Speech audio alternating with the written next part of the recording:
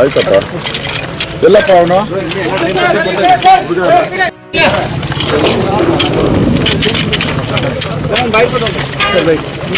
ಆಯ್ತಪ್ಪ ಎಲ್ಲಪ್ಪ ಅವನು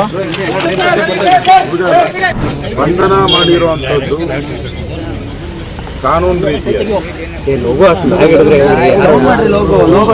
ಒಳ್ಳೆಯದಲ್ಲ.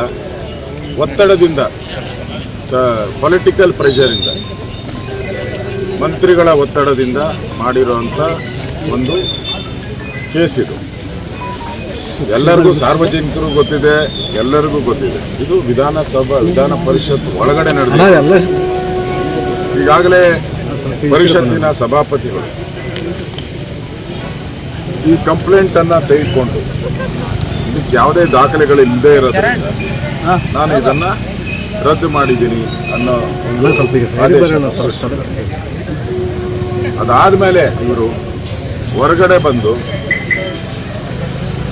ಕಂಪ್ಲೇಂಟನ್ನು ಕೊಟ್ಟಿದ್ದಾರೆ.